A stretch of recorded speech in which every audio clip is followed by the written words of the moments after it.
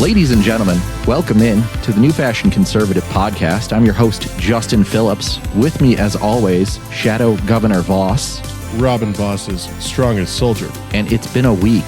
We've got a lot to talk about today, including Sarah Russell Rodriguez's failure to launch, as well as several of stories with the Wisconsin congressional delegation. So let's just kick things off.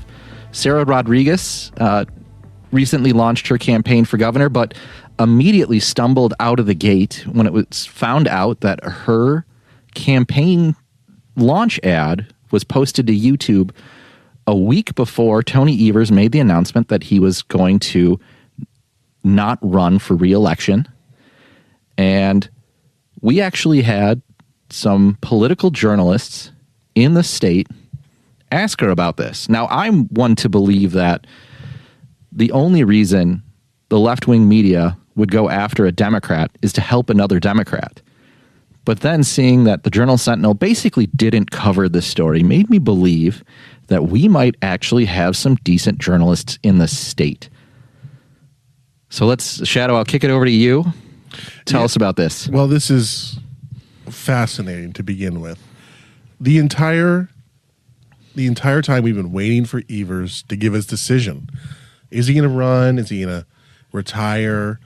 But Sarah Rodriguez comes out of the middle of left field and says that Evers resigned, first of all. Mm-hmm. So we're going to actually play a little clip to set this up. But before I get there, yes, Sarah Rodriguez had a video posted a week in advance, which gives even more credit to the fact that Dan O'Donnell said basically within a day, Tony Evers is going to say he's not running for re-election. Mm-hmm. Then, of course, they pushed that back so that the blogs aren't correct.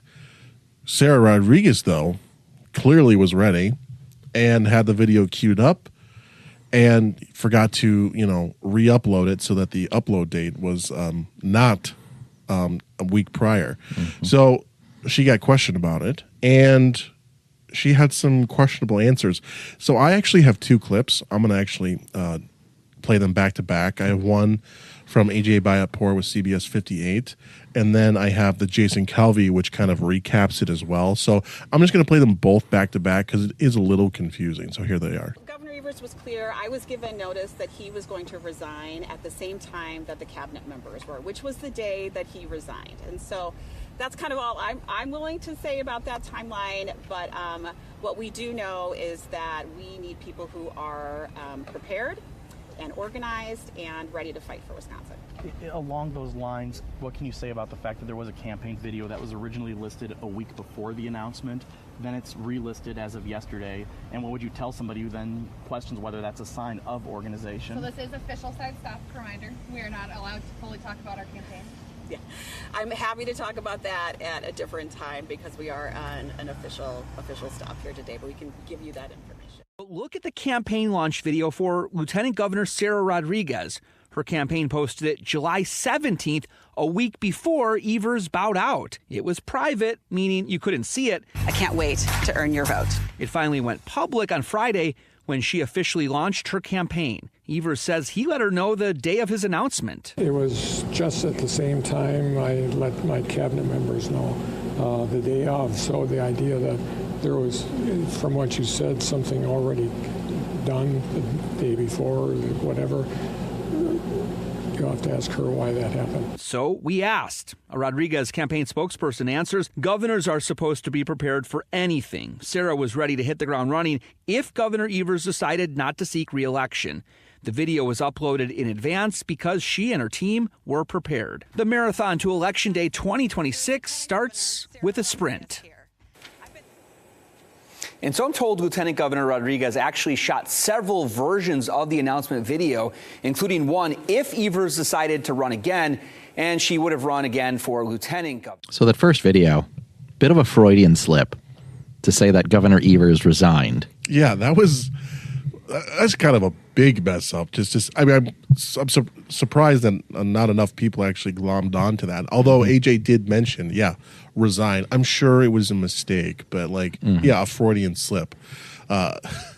she sure wish he would resign. Therefore, she could be the governor and run as the incumbent. Exactly. But this whole there's so many layers to this, and it's kind of hard to peel them back. But first of all, in all those exchanges, before we even get to the campaign side of things, Sarah basically refuses to say,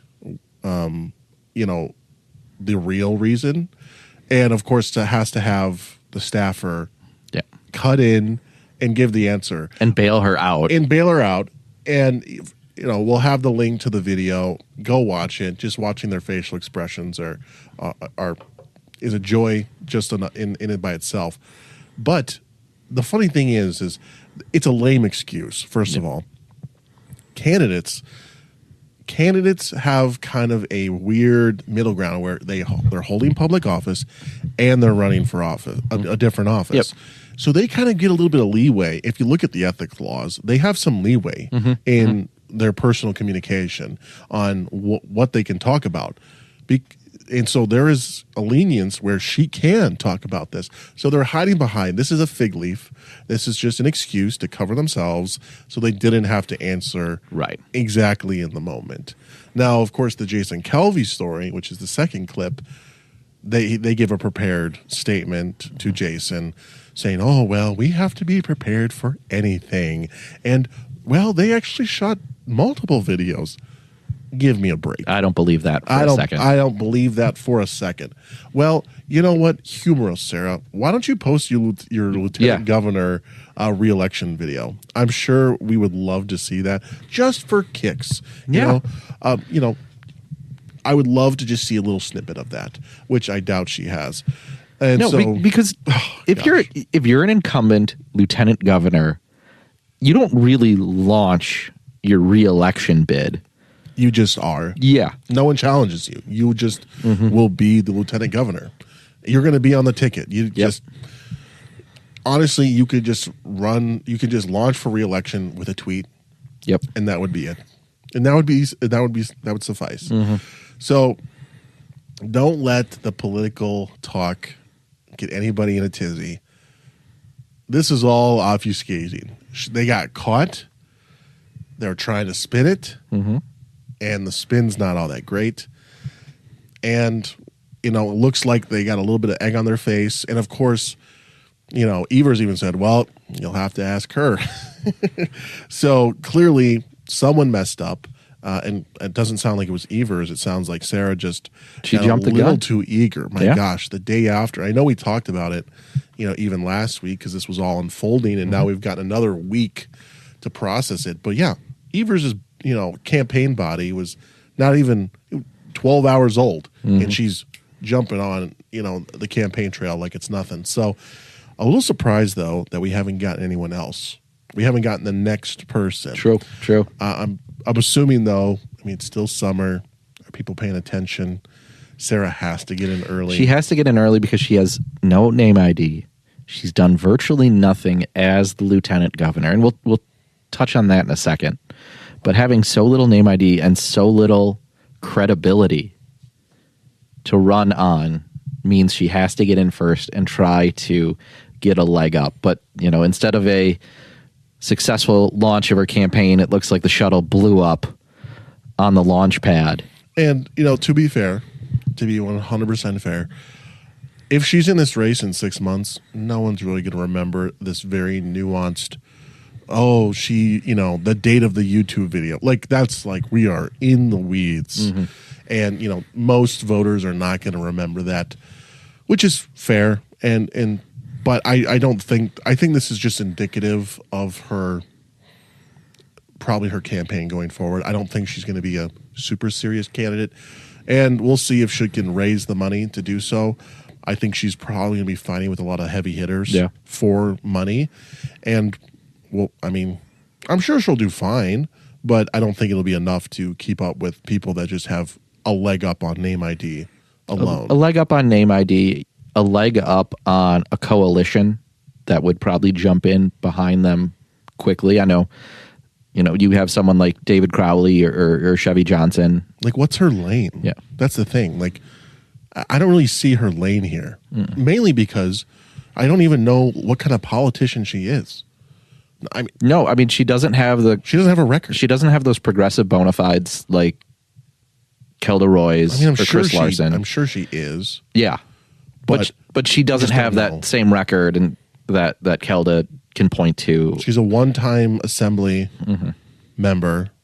I mean, I'm sure at some point we could do a deep dive, and I'm sure Dan O'Donnell and others have done a deep dive into what bills she's co-sponsored or authored. But one session, that's it, and then radio silent as lieutenant governor. And speaking of being radio silent, it was really funny. She actually posted on her Twitter account how she was kind of going over the reasons why you should vote for her, and one of them was that she flipped a red seat blue, which she did in 2020. In a Dem year. In a Dem year, but I mean, it was a Milwaukee Metro, going to Waukesha County district that she won. But on top of that, that was just one reason, and then she said governed statewide, Right. Meaning, she was lieutenant governor for 3 years. Now, she has a lot of audacity to be claiming that she has governed statewide. I would love to know what governing she's done besides collecting a paycheck, maybe doing a visit here and there, but never going out of her way. I have followed her on social media. I have way too many people on notification. She does pop up every once in a while with a social media post. She does a little visit, in Dane County or somewhere in Waukesha County. She's never gone. Never gone north? Never. I doubt that she, maybe I could be wrong. I'm more than willing to be proven wrong on this, but just from the anecdotal evidence I've seen, I mean, she had no reason really to. If she was actually serious about running for governor and knowing that she's behind the 8 ball as far as name ID, she would be going to try to meet with as many people as she can, doing a little, tchotchke pictures with a business owner up north and all around. She would be doing it, blowing it up. And she would have been doing it not just in the past week that she's been a candidate. She would have been doing it for the past 2 or 3 years prior to this. And she hasn't. Exactly. So that's why it's so contrived.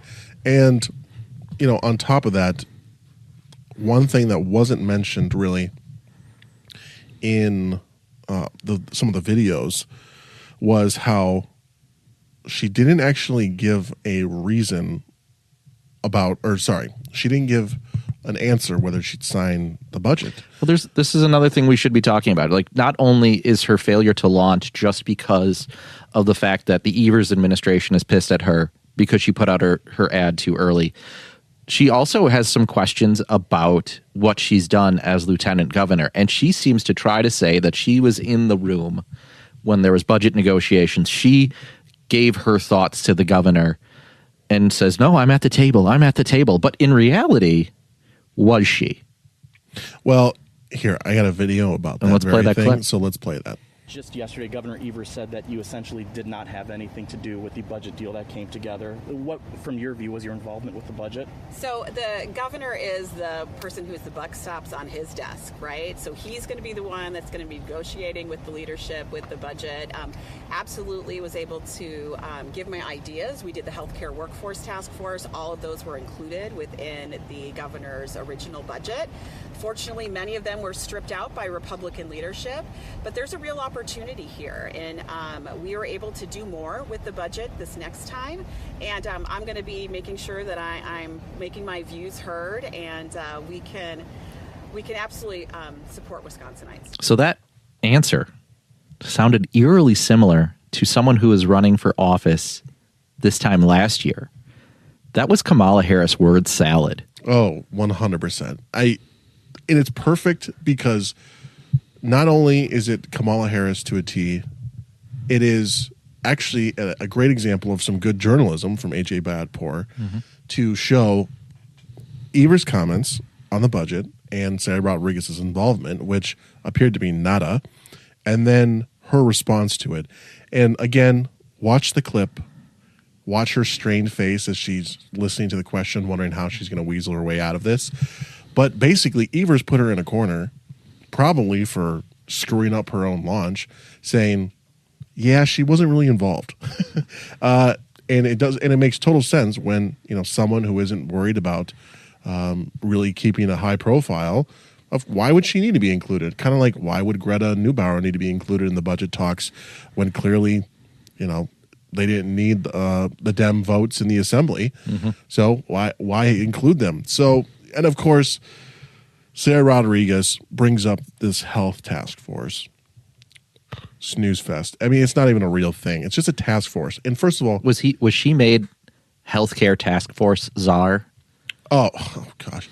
Well, first of all, it was in Evers' budget, and I believe he did this last session. So you're saying that his 23 budget? Yes, I think he did this already in the 23 budget with his own money. Like he did it through an executive order, I'm pretty sure, and then he put it in his own budget. So this isn't something that was enacted. There is nothing that she touched that's in the budget, or else she would have said so. So really, if you're reading between the lines, a little embarrassing that your governor, the one person you hope isn't going to endorse you, would give you some props. And clearly, I don't want to say he was throwing her under the bus, but you could make an argument that he's politically throwing her under the bus.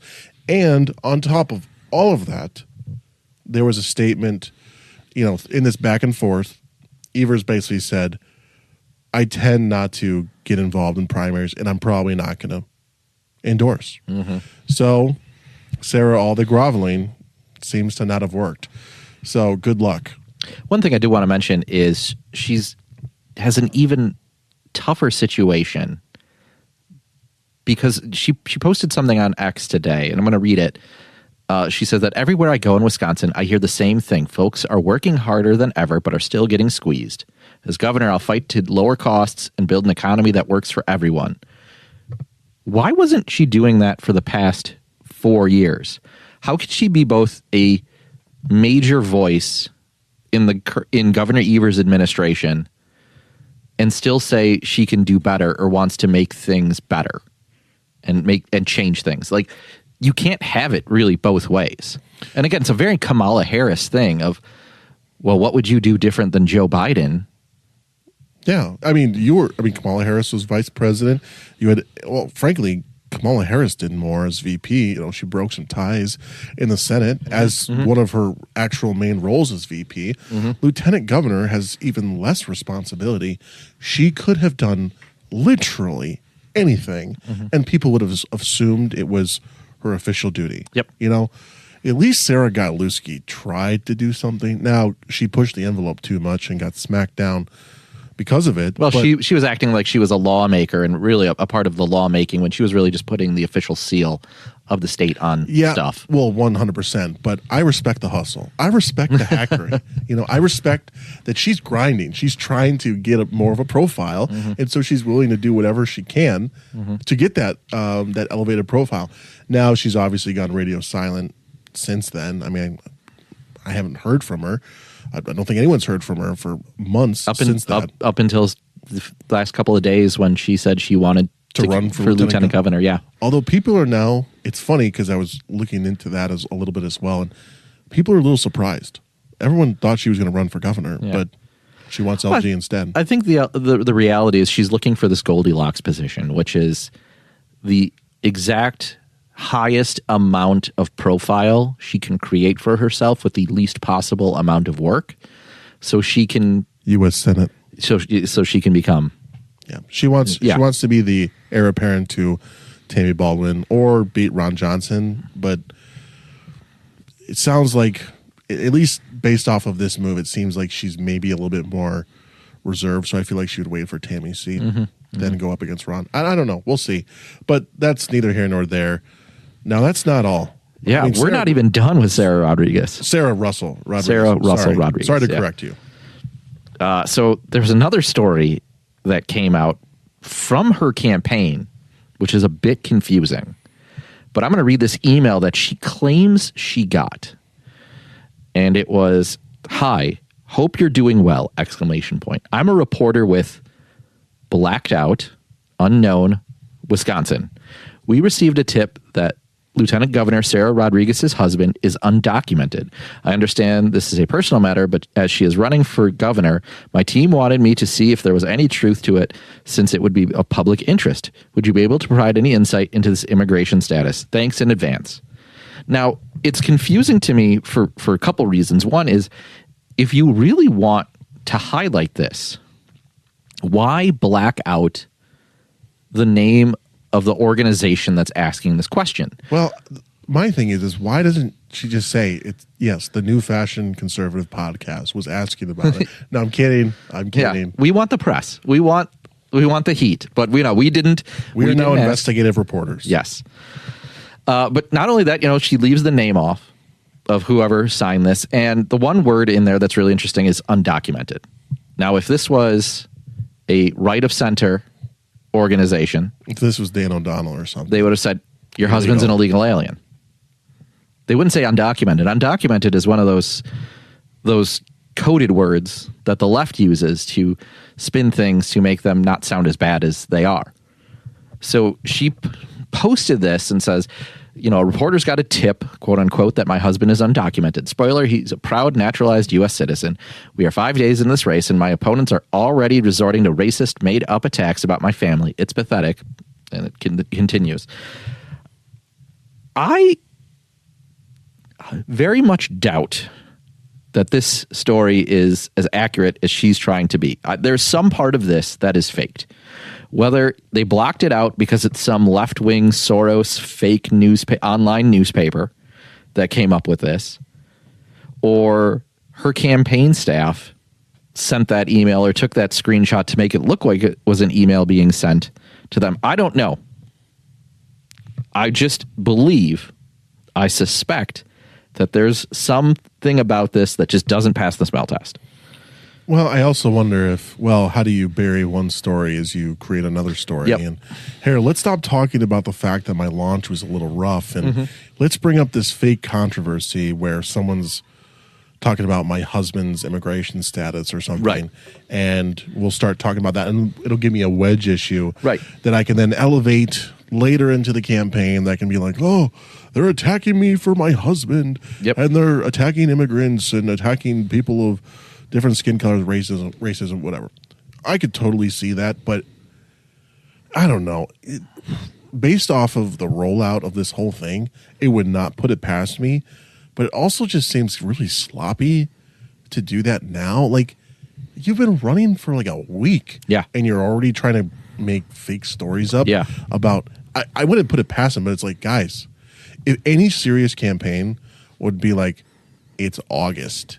Well, first of all, it's July when all this happened.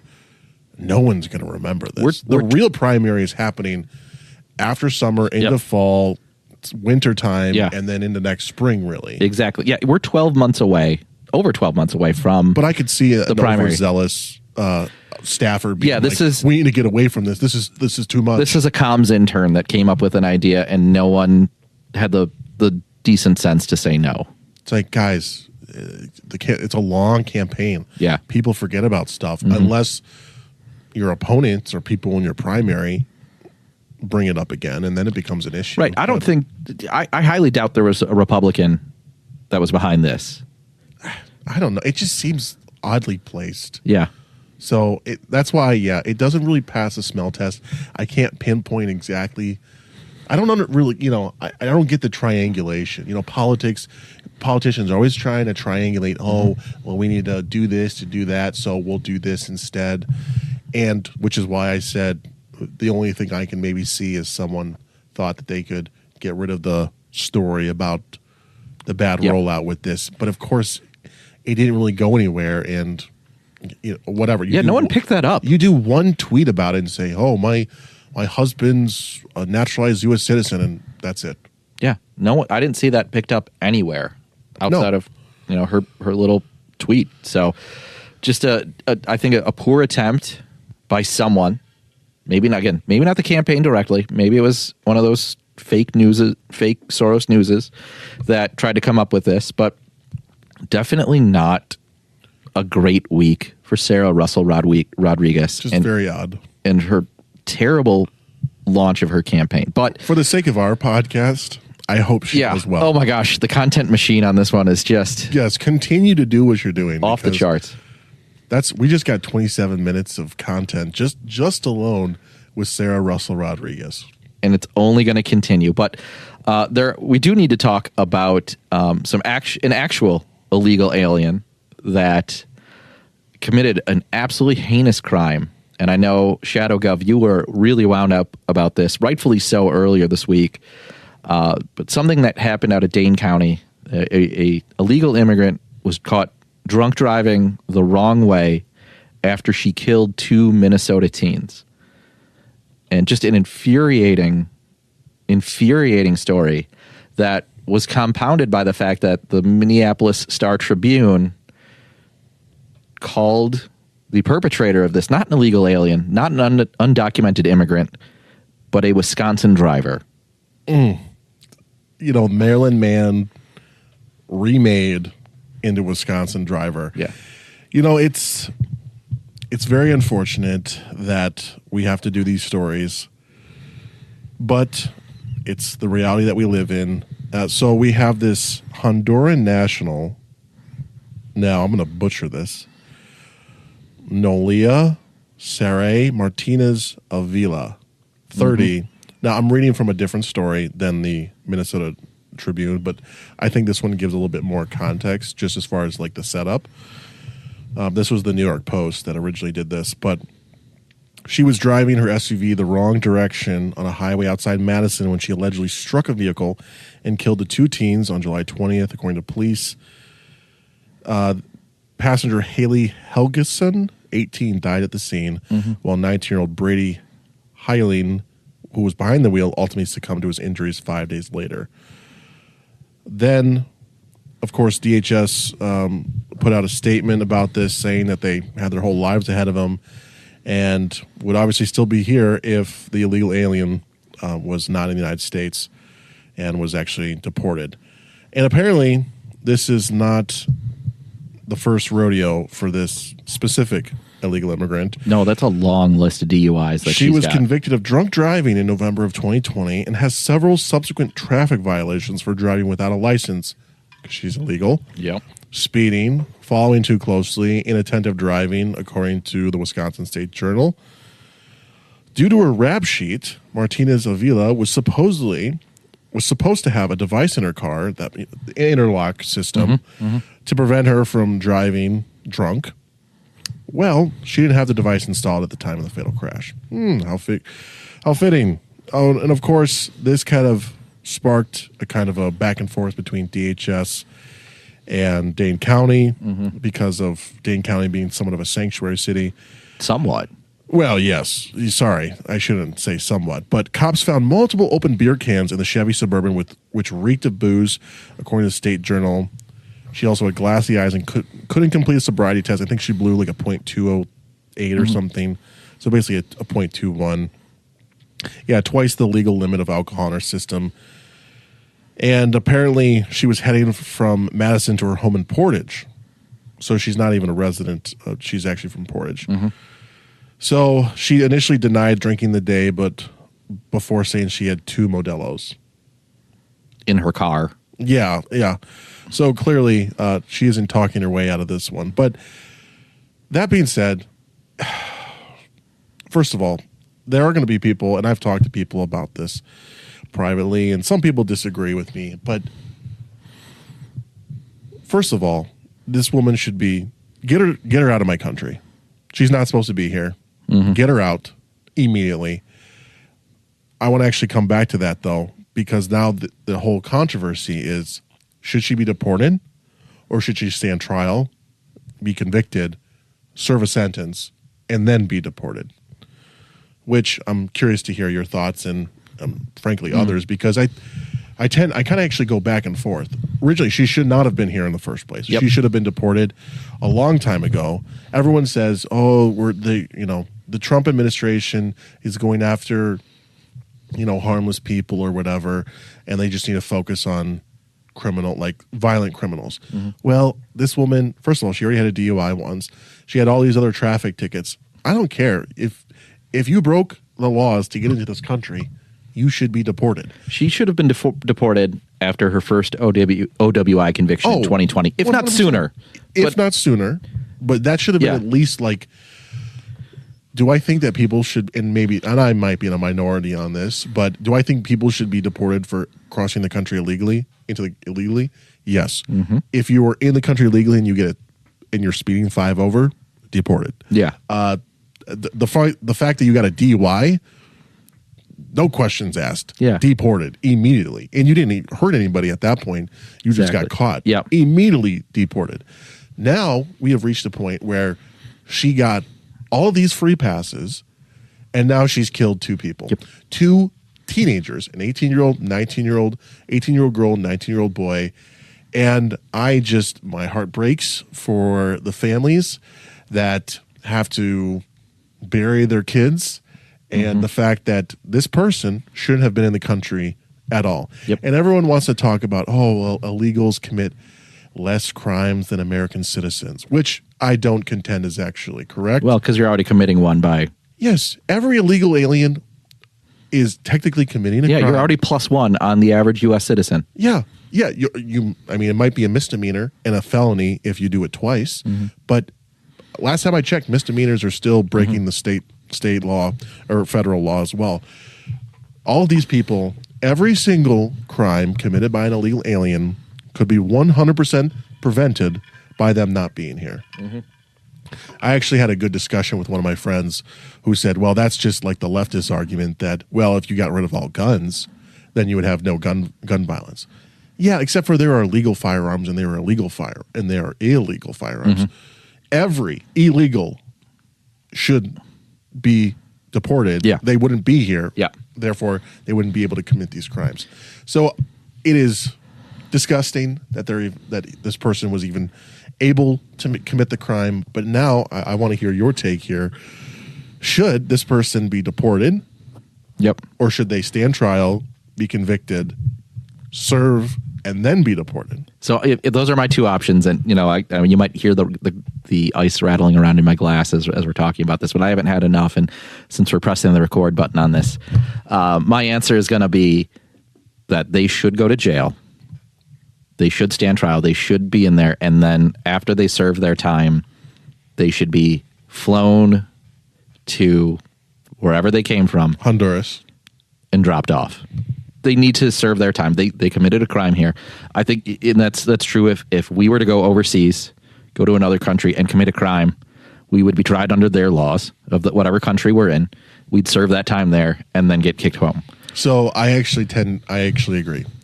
I think that justice for the families here is probably in the best interest, especially because it was such a double murder, a double homicide.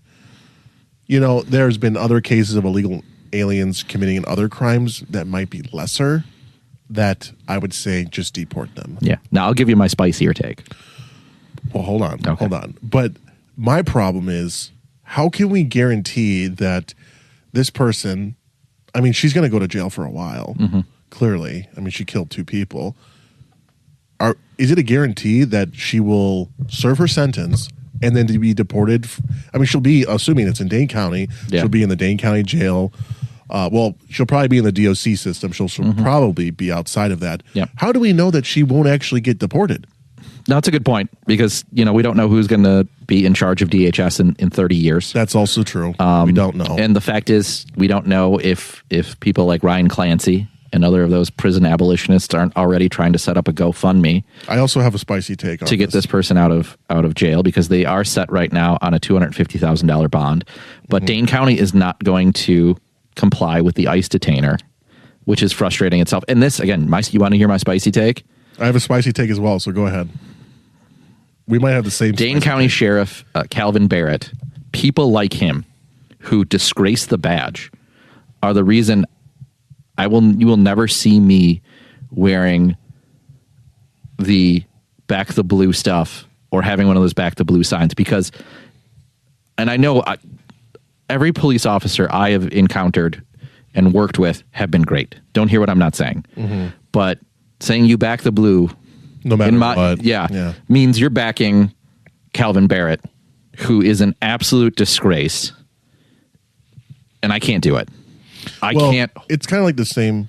It's kind of like the same attitude when you're talking about like the FBI, corrupt Biden Yep. FBI. Yep. Like, I don't back if we're talking about them, that law enforcement. Like, I don't back them. Of course not. Exactly. Okay. Yeah, a little bit of a spicy take. Yeah. I think mine might be a little bit spicier. Go ahead. I don't know how this would work logistically, but all I'm saying is I definitely believe that there's been some legislation. People have definitely talked about it at the federal level. Mm-hmm. In Wisconsin, we wouldn't be able to do this in Wisconsin just because I don't think state law allows for it or the state constitution. We don't have the death penalty.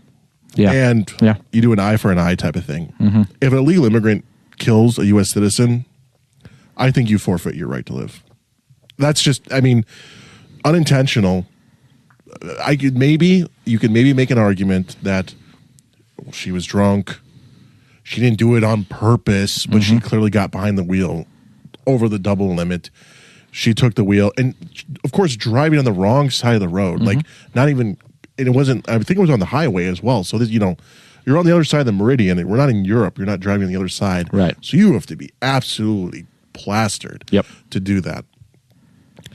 So I can maybe see an argument why this would not be applicable, but generally speaking, if an illegal immigrant were to kill a U.S. citizen, I would probably say an eye for an eye in this case, which would save everybody DOC time or deportation. It's the third rail. So that's how much it upsets me. Because every single one of these crimes could be completely avoided by them not being here. But of course, liberals want, bleeding hearts. Everyone's all good, and we need to give everyone an opportunity. And no, people that come here legally spit in the face of naturalized citizens, people that actually come here legally. And I don't think we should be giving these people a free pass or amnesty just because they want, a better life for themselves. I want a better life for my family. I want a better life for American citizens. And clearly, I want a better life for the family of the two families that have to bury, teenagers. Yeah. They don't get anything. What do they get? We talked about this in our last segment that AJ Bayatapor and Jason Calvi did some good journalism.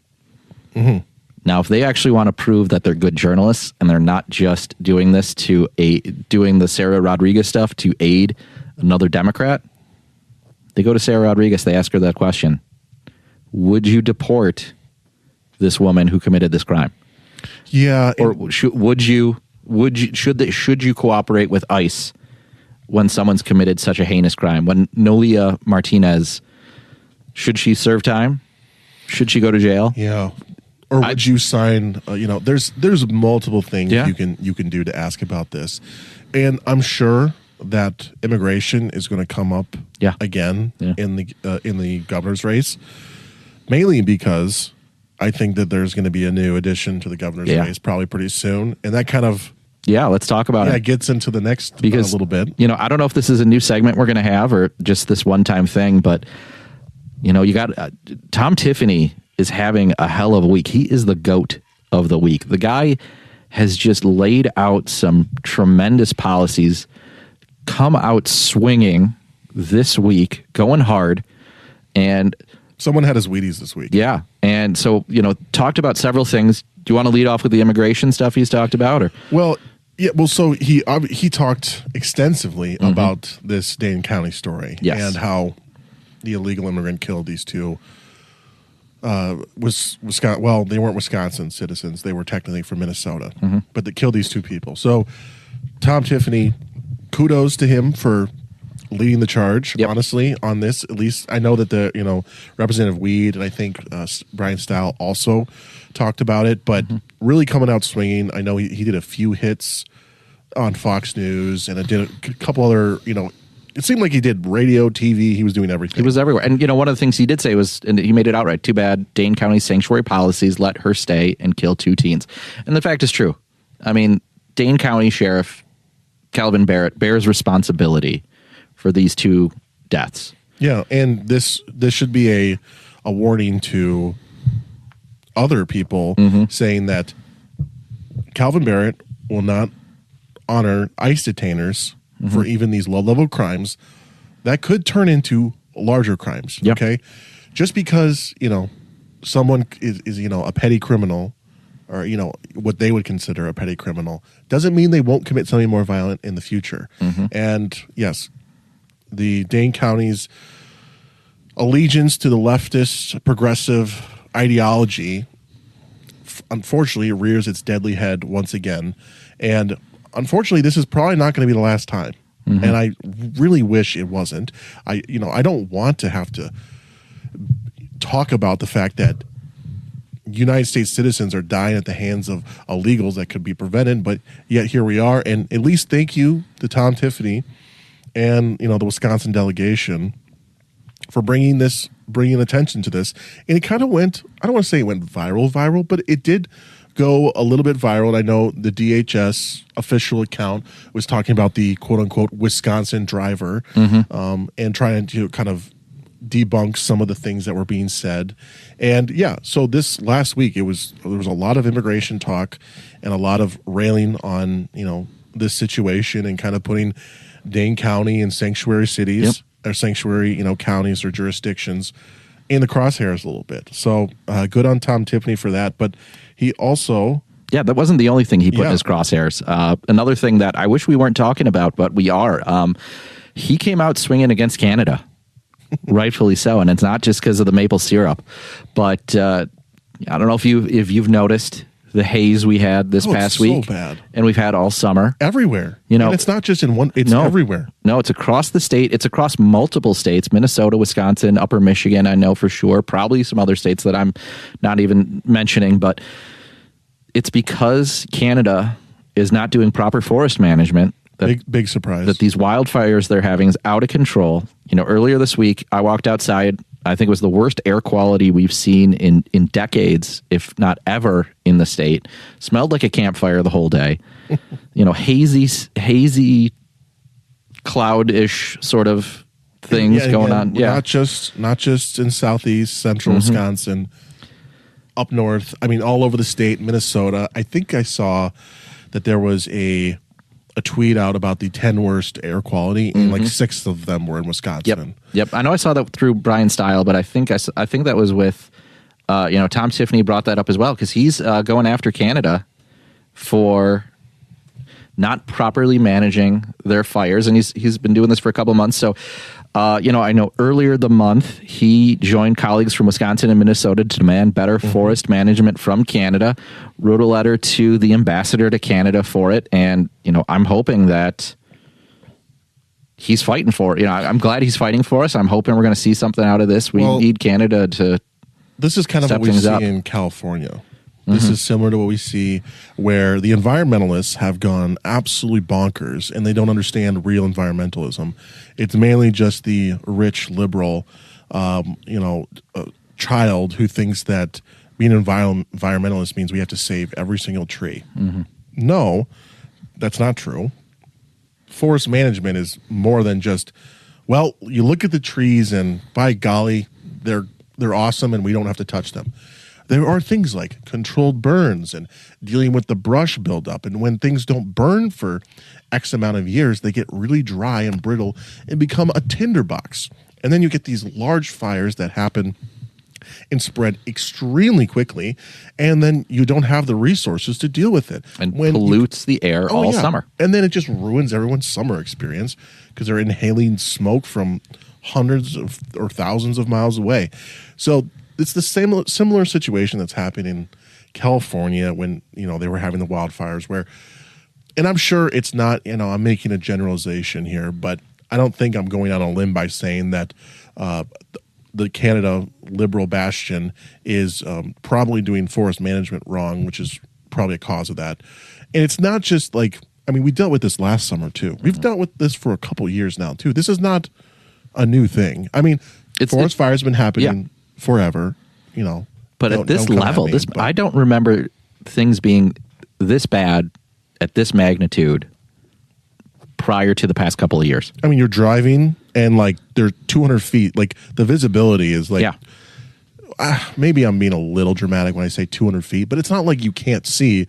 But you can see the fog pretty close. It's not like Yeah. when you're driving through fog and it dissipates as you drive through it, of course. But like, yeah, you look up a mile away and yeah, it's really, really hazy. You can't see, past a mile. I would hate to be anyone that goes to, Holy Hill and tries to go up to the very top and look out because you wouldn't be able to see anything.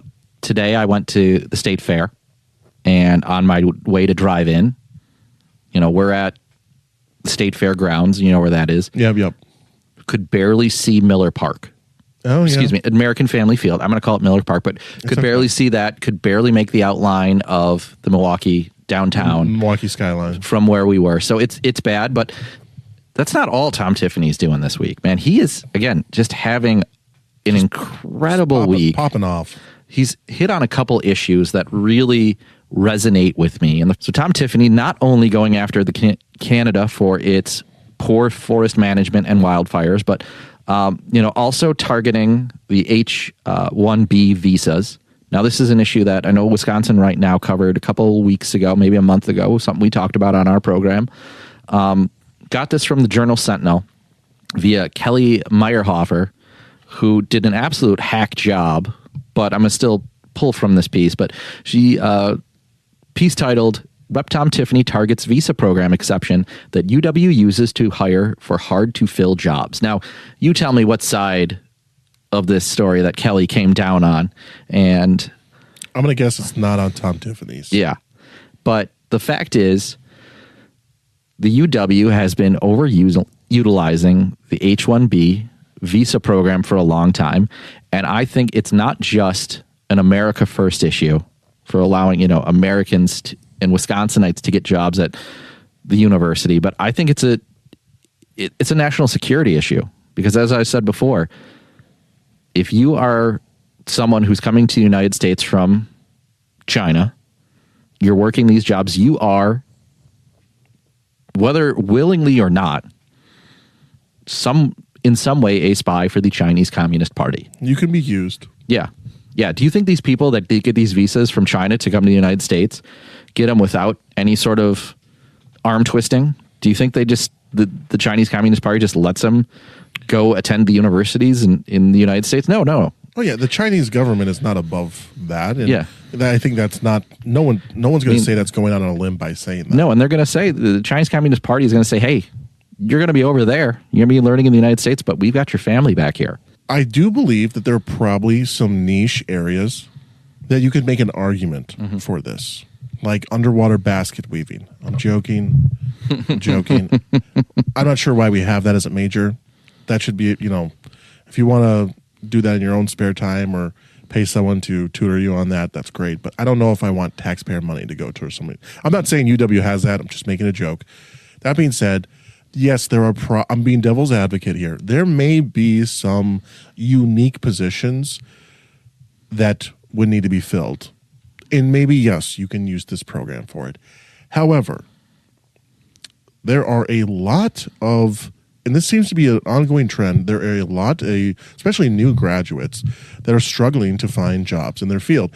I think that's twofold. Where there are a lot of majors that are being offered that don't really fit in with the workforce that we have right 100%. now. So that's kind of just on the university and the individual themselves, and then they have to find somebody that's not in their field. That being said, though, I feel like there's a lot of people that could maybe fill those roles that are Americans. Yeah. And I think that maybe UW is just a little, maybe jumps the gun a little bit as far as it might just be easier instead of doing a search for a Wisconsin person or even an American citizen, they go to this program immediately. Yeah, but what does it say about the University of Wisconsin that they're going to choose to hire non-citizens over, their own graduates? And, is the UW system not training its students well enough? Are they not preparing them for these positions? Well, and I would also, and this would go back to the Wisconsin Right Now article when they talked about this, is, so what are these people getting paid? Are some getting paid six figures? Are they in a very specialized role? Or are they making $60K, an entry-level job? Do we need to be importing people for entry-level jobs? I think we need more graduates, more American citizens in entry-level jobs. We should not be having, importing people to compete with American workers for entry-level jobs. Agreed. You want to make an excuse for specialized things like that? Sure. Let's have that conversation. But until then, I would love I think the UW should make a stronger effort to hire U.S. citizens first. Mm-hmm. And I'm also curious to see how much money they save by doing this.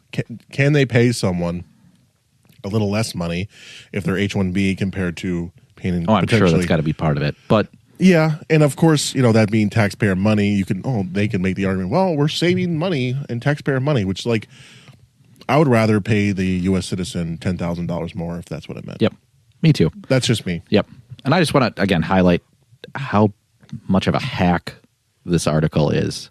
This is I'm scanning through it as we're talking about it, and what Kelly Meyerhofer wrote is absolute trash. Just a blatant partisan attack against Tom Tiffany, but he's used to those. He's used to the left-wing media being against him, and that's not stopping him. And we're not even done talking about him this week because he also co-led a bill with Rep. Mary Miller called Protecting Our Farms and Homes from China Act. So it will put an end to CCP-owned farmland and homes in the United States. The fact that we have to have a bill on this is mind-boggling to me. In what world is it safe for the United States to let the Chinese Communist Party own American homes and farmland? I'm curious. I would love to see if the United States government owns any land in China. No, maybe.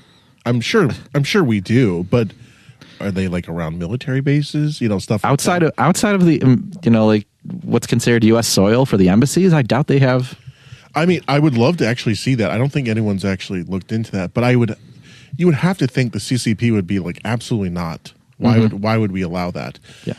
So why would we allow that? But of course, as the capitalistic country that we are, the free market, I mean, I guess someone could make the argument that it's the free market and they bought it up. Now it should be a security risk, and I think that we should at the very least put that, put those because I'm not sure it's all just it's not like CCCP or CCP government, signing the check. There's a lot of adjacent companies that are been known to do dealings with the government, or they're owned by an official with the Chinese Communist Party. Yeah, exactly. Yeah. So, at the very least, yes, this is in my opinion, I think it's common sense. Does it go against maybe the free market principle of, well, if they, the highest bidder, then I guess they can own the land. But clearly, the CCP is going to be the emerging superpower that it's going to, for the 21st century, that we're going to have to deal with. And I'm certainly not interested in giving them any advantages, especially in the United States of America. United States needs to have economic sovereignty, and that includes agricultural sovereignty. And you can't have that when the Chinese Communist Party already owns 265,000 acres of farmland. In the country? Yeah. Oh, wow. That's what I'm reading right here. Wow. So this bill is going to hopefully stop that. I'd be curious to see what the breakdown is, for this, what state are they going into the most? But I mean, that can be another thing. Yeah, well, we can look into that because I recall working on some projects in my prior economic development experience that seemed to have some Chinese-owned backing to it. But I'd have to look into that a bit more before I really speak to that. I don't want to get things wrong or start making some accusations that really aren't there. And I think when the topic of Chinese-owned land in Wisconsin, I don't think that they own any land around any Wisconsin-based military bases. No, but you saw this. But of course, that we could ban it before it becomes an issue, which is all for that. I would hope that the state legislature takes this up because we know that the speed at which the federal government moves is traditionally very slow, though you got to admit that the Trump administration is doing a lot of great work and moving really quickly on a lot of things that I think people assumed would take longer. So hopefully President Trump sees the work that Representative Tiffany and Representative Miller are doing to ban residential purchases and agricultural purchases by CCP-linked entities and forcing the divestment of any properties they currently have, which I say divestment, I mean, I think we should just tear up the deeds but of the ownership of that, but that's just me. But, again, Tom Tiffany just going hard this week. Goat of the week. Yeah, that was like... Just absolutely impressive that he came out just swinging every day. That was like a half an hour of just Tom Tiffany. Just Tom Tiffany. And which is fine. It's fantastic what he's doing. To come out in 1 week and just take on all of these different issues with such ferocity, fighting like that's amazing. So And one last thing before we depart on Tom Tiffany. A lot of this was obviously on the official side of things. He did mention, and I can't remember exactly when the timeline was, but he was asked about the governor's race, of course. Mm-hmm. His messaging has definitely changed. Mm-hmm. He basically said between 30 and 60 days, I'm going to decide. So it sounds like we're looking at September potentially for an announcement. So that's coming up relatively quickly, but his messaging has changed. It's much more pointed. He's done some radio. Yep. And, they were just asking him, well, what are you going to do? And, I mean, I think he said, I think I'm the strongest candidate. Mm-hmm. His language is extremely, it's a tone shift. It's not the kind of, well, we're going to see yada, yada, yada. Whoever runs for governor will have to beat Tony Evers, that kind of stuff. It's much more, pointed where, yes, I think I would be a great candidate. I think I'm the best candidate. Yeah, you don't really say that unless you really are thinking about getting in there. So and especially with this week being very oriented towards some very important issues that may come up in a governor's race. I don't believe in coincidences. You just compare contrast what Representative Tiffany has done this week versus what Sarah Rodriguez did this week, and it is night and day. It is. It is like Kamala Harris. Yeah. Both in official capacities. Mm-hmm. One just done much more. Yeah. So, Tom Tiffany, if you're listening, if you're going to run for governor, as long as you don't, post your announcement video a week before, you'll probably do great. Yeah. No, and if he keeps up at this pace, he's going to be tough to beat. Yeah. But he wasn't the only member of the GOP congressional delegation that's been having a week. So we're going to get a couple of stories here, kind of all along the same theme of the boomer, blue anon libs just losing it. And the first one comes from Representative Tony Weed. So we're going around the state here. Mm-hmm. Tom Tiffany, now Tony Weed. Yeah. And Tony Weed speaking out about alleged threats made by Brown County Democrat Party representative. So apparently there were some threats made on his life and his family. And Brown County Democrat Party tells Action 2 News the person is not a staff member, but an unpaid volunteer who was elected to serve on the administrative board as a representative for the west side of Green Bay. So they're not naming the person, but the person is being investigated by the Capitol Police and hasn't been charged in anything, but is still being investigated.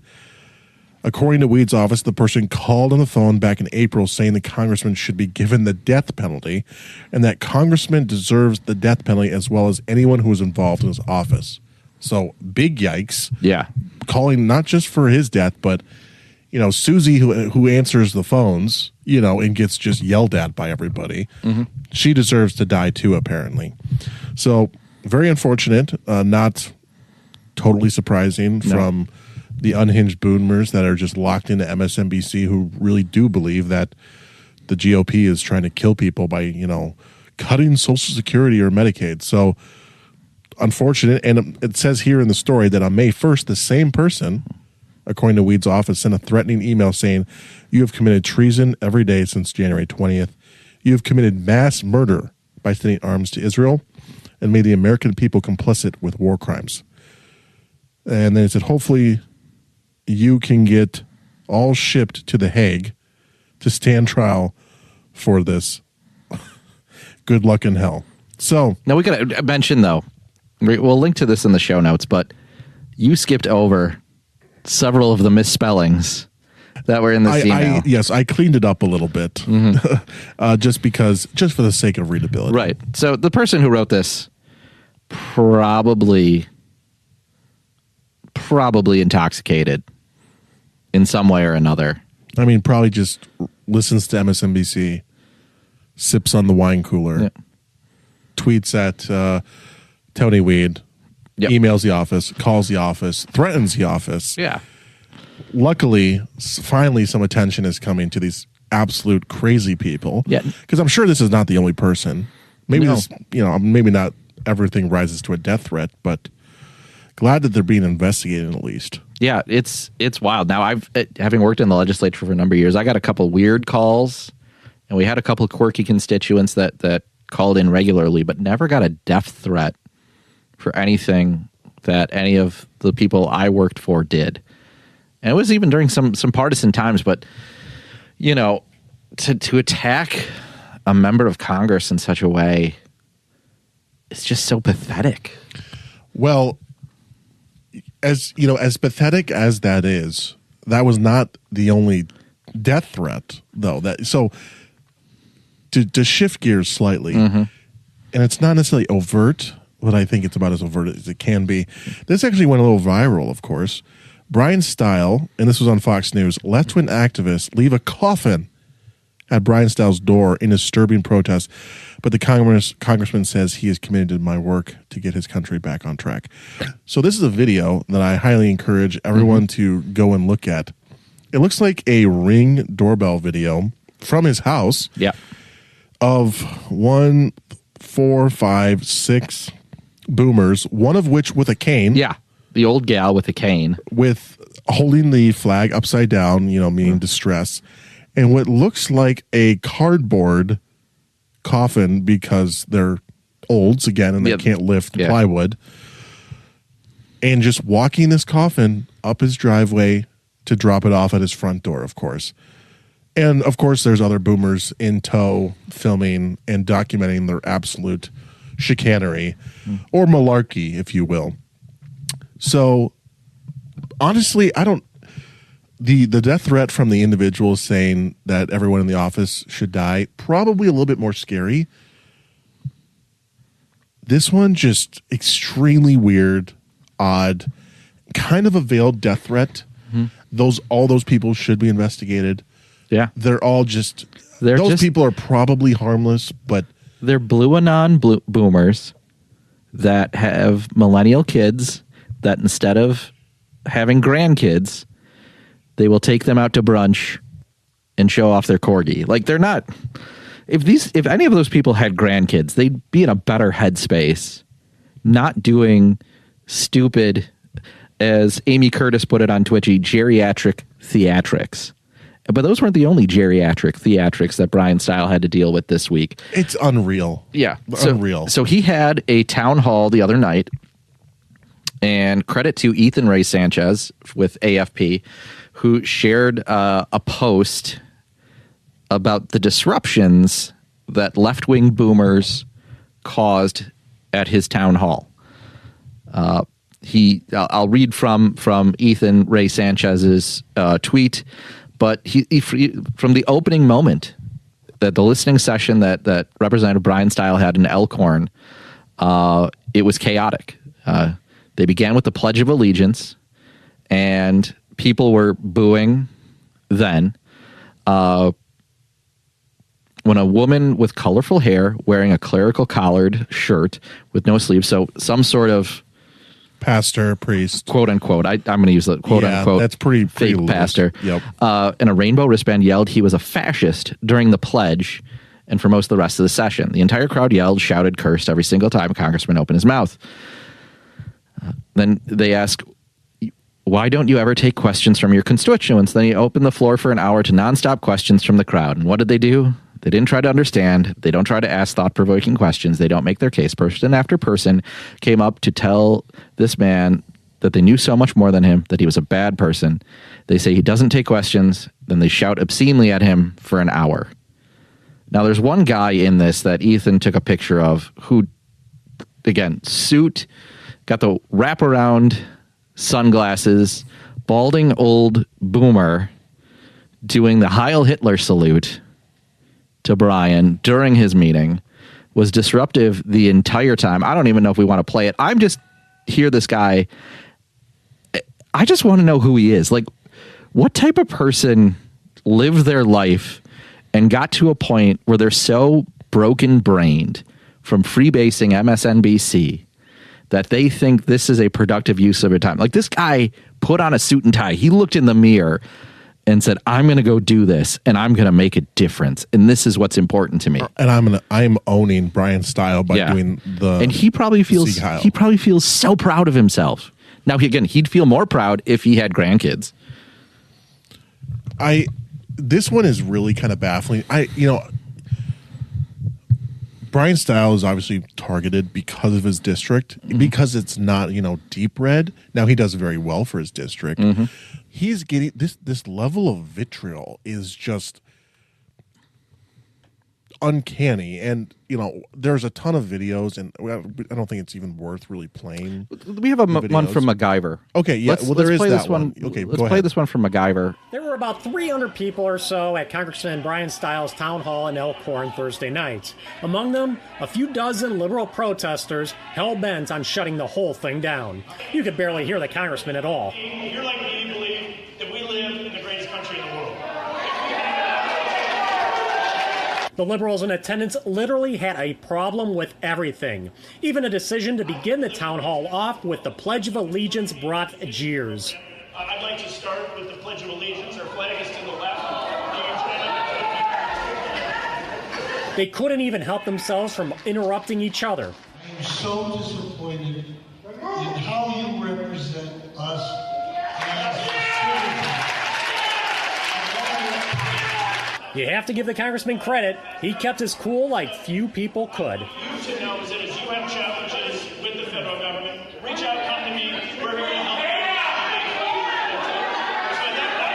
you. It's hard to tell who's doing the shouting from the back of the room, so here's some video from the protest rally that was held outside before the doors opened.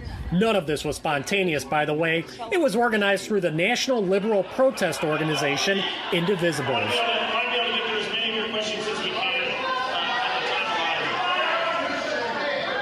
And this is the type of dialogue that organizations like that want to see. Only one group has a voice in there. And the shouting down and obstructing all the time so that only their big mouths can be heard is just not right.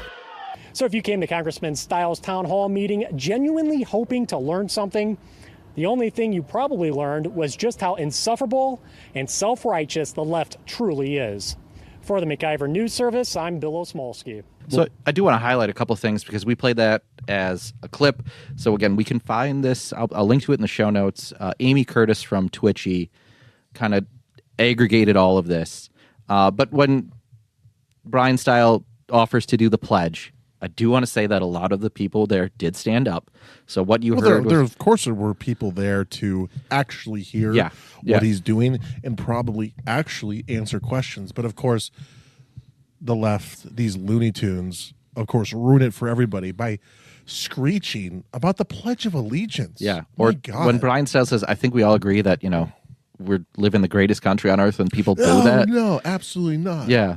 And now the fact is they are, because if we didn't live in the greatest country and we did live... You wouldn't be able to do this. Exactly. You wouldn't be able to protest. I would, again, point out that a lot of the people, in fact, every person in the MacGyver clip that was screeching, was being an asshole, were a bunch of boomer-aged, broken brain libs. Again, like a broken record. Yep. The same, and it's probably mainly the same people too. Mm-hmm. I'm sure they travel in a pack of droves. Once you find out that Indivisible put this on, I guarantee that half those people aren't actually from the congressman's district. They're just angry, and they're there, whether or not they're being paid or not. They're being useful idiots to George Soros and the left wing machine. Like honestly, and I speak just for myself here, but I enjoy hearing the leftist arguments. I actually enjoy it. Like, call me sick, demented, twisted. I enjoy hearing these people give their reasoning, and I want to hear it. So, which is why I love talking to libs. I really do. And it's funny because, when I was in college, I had some liberal friends, not a ton, but like I did have some. And I was also less political back then. And one of the people I loved picking her brain about the most was a diehard Democrat. And she probably didn't appreciate that I would always add, like, why do you think this? And I was constantly wanting to know why. Mainly because my upbringing was just not like that. So I want to know how your upbringing was different and how you came to this way. I would love to know what my congressman, or, if they were the opposite party, what they thought. Yep. But these people are just like, it is just a visceral reaction. They can't even do the Pledge of Allegiance. And of course, the people that had the reaction that they hate America, they hate how it was founded, they hate the country, because Trump, of course, is the president, and so they just hate everything about him. And I don't think it's just Trump. I think they do truly hate America, and how we were founded and what we stand for as a country, at least what we did stand for as a country at one point. And it's very sad. I might be the farthest thing from a leftist, but I don't want people to hate our country, Yeah. So it's very unfortunate these people shouted Brian down. If you want to pick the brain of some leftists, maybe Ethan Ray Sanchez here got the name of the fella doing the Heil Hitler salute. Sure. We can have him on, and we can just let him. I'm serious. I want to talk to these people. So, like, I want to know what goes to their brain, and it could be the most unhinged thing in the world, but I want to know and just ask them simple questions, and maybe there's something to be said that some of these people are too far gone, and there's no use in like trying to pick their brain, and maybe some of that's true, but God bless Brian, first of all, for hanging in there like a champ. Oh gosh, I don't know. I'm not a congressman, so I don't know how I would act. He must have learned from one of the greats. So I know from experience that I would get so mad probably and be like, guys, I'm trying to talk and I can't even answer your questions when they're interrupting each other. Yeah, but Brian must have learned from one of the greats. That's Jim Sensenbrenner, who was always back in his district, held these style events in every municipality that he represented at one point or another every year, and was able to handle these sort of things. Now, when I was going to those events, it was 2009. Republicans were out of power. Democrats had just passed Obamacare. So definitely a different time, definitely a different type of rage. But, even then, there was more conversation. There was more questions. There was more dialogue. It wasn't just shouting down. It wasn't just old guys yelling, yeah, everything.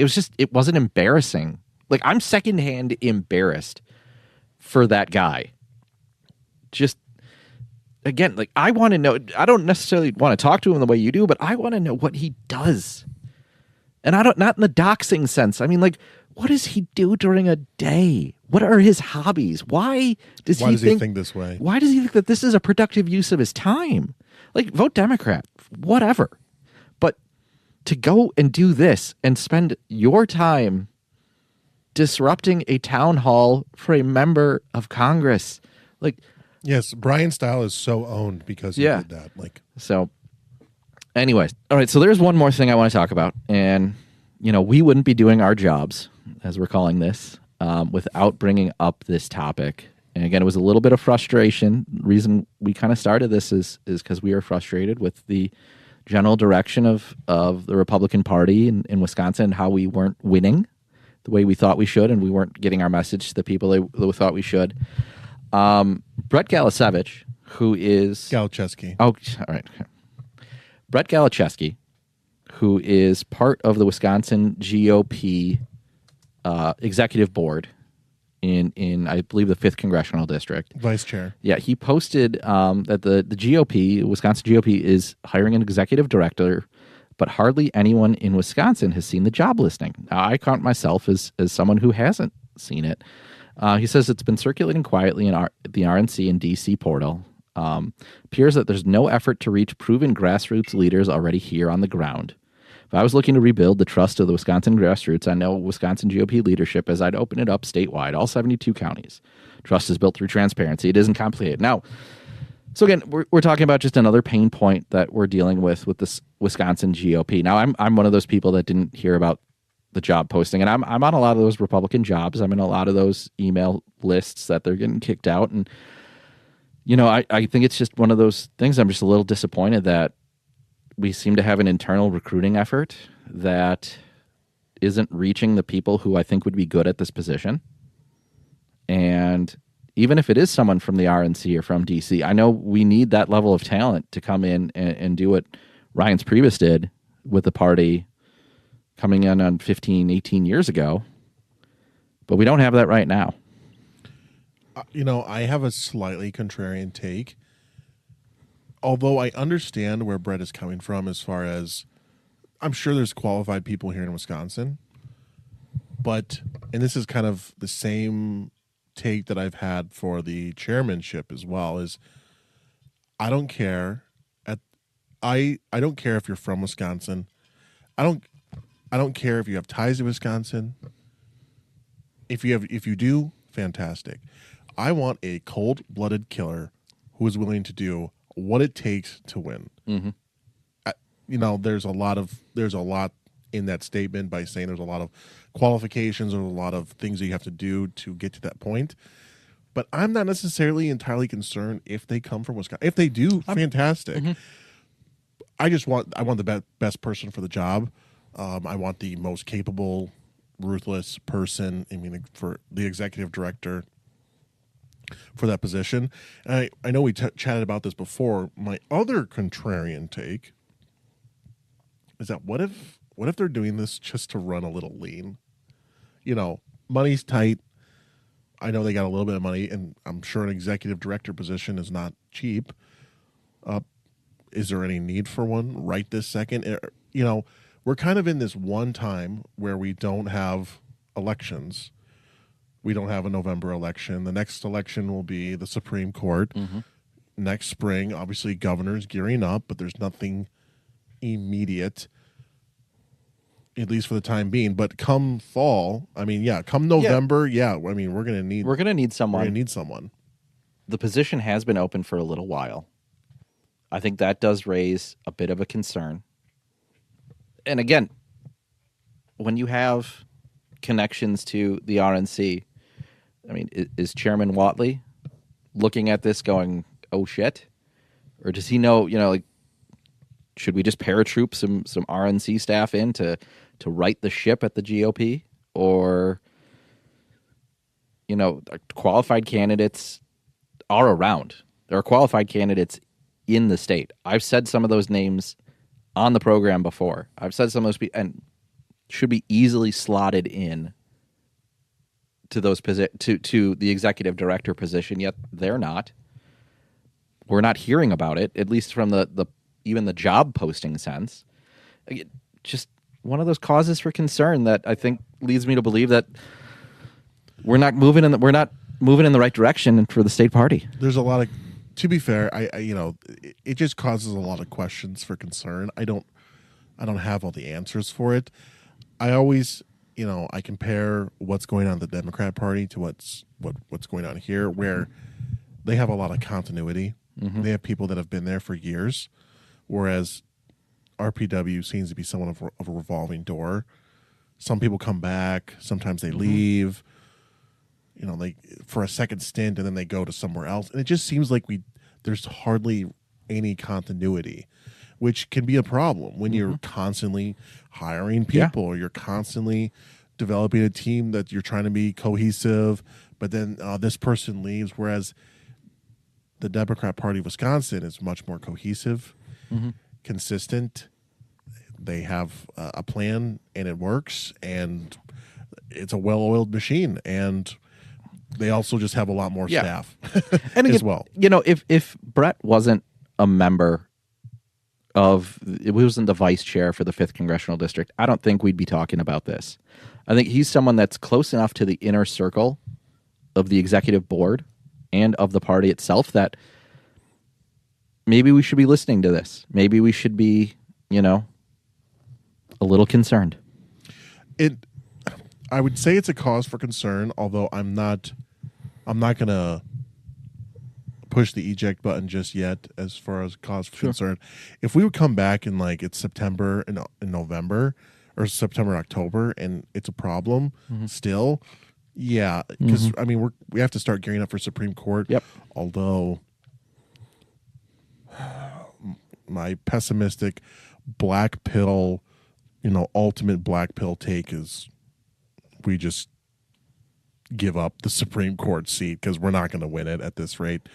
We don't have a candidate. We haven't raised any money. Chris Taylor's breaking in, a ton of money. That race is going to be here way sooner than I want it to be. Mm-hmm. Lordy. I'm not ready for that one. That's going to be a problem too. But so one of the silver linings, though, for the Wisconsin GOP is they were working on this postmortem following the April 5th election. And I think they're actually really close to coming out with something. I think they're going to be rolling that out in the next couple of days to weeks. Well, that's a whole episode probably. Yeah, so we're going to be doing some investigative work on that. If we can get the time to align, maybe we'll have the author of that postmortem on the program. Okay. So I'm hoping something comes out of that. That is going to be some key takeaways that we can use to right the ship here in the state and get back to our winning ways. I'm all for it. Want to be sitting in a position, this time next year, several months from, in November of 2026 saying, holy cow. We could have done this. We could have done that. Yeah, I'd rather not be in another Supreme Court election where I'm contemplating we don't run anybody because it would be more beneficial for us to not do so. Yeah. Yeah, I would like to not be in that position. Yeah, it's staggering. Yeah. How frightening things are there. But hey, there's a lot to be, I'm trying to put the good spin on it, and I'm not finding anything right now other than we had a great week. Sarah Russell Rodriguez had a terrible week. Tom Tiffany had a great week. Yes.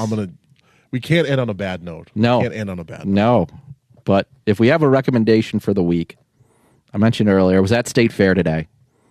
Fantastic experience if you've had one. Yeah, we can skip this. Do you want to go? Okay, sorry. I'm just kidding. All right. It's fine. We can just do like 30 seconds. So if we do want to talk about another positive thing, my recommendation of the week, something we talked about a bit earlier, is the Wisconsin State Fair kicked off just recently. I spent the day there building on some traditions that I had growing up with my own kids. We hit the giant slide. We looked at cows, pigs, sheep. I want the foot-long corn dog. That's a experience. Not something I think I could eat confidently in public. Oh no, of course not. And I don't think I even finished it because it's way too much corn dog. And I'm also disappointed. I remember the first time I ever had one, I was disappointed that it's just two hot dogs together. It's not really? one. It's not one giant hot dog. I mean, at least the last time I had it, it's just two corn dogs or two dogs on a stick, and then they bread everything together. Really? It's not just one. I figured it was one.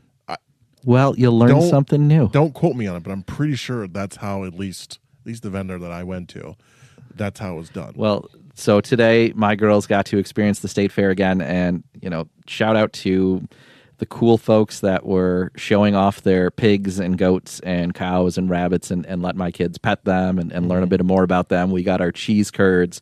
We got a couple of the sporkies, including the brat dumplings. I'm going to say that wrong. They were delicious little brat thing in a little Asian style dumpling. I'm here for it. Just great. Went over to the micro, had a handful of beers. A couple 2-3 got our cheese grilled cheese sandwiches, pizza, got a double cheeseburger from the Wisconsin Cattlemen's Association, which is literally just 2 ground beef patties, 2 slices of American cheese with some bread, and nothing wrong with that. Just a fantastic burger. So, and I need to try that brat, the blueberry brat. I know you said it sucks. It was so one of the sporkies is a breakfast brat. There's like a brat with a blueberry compote and on a pancake. Little underwhelming.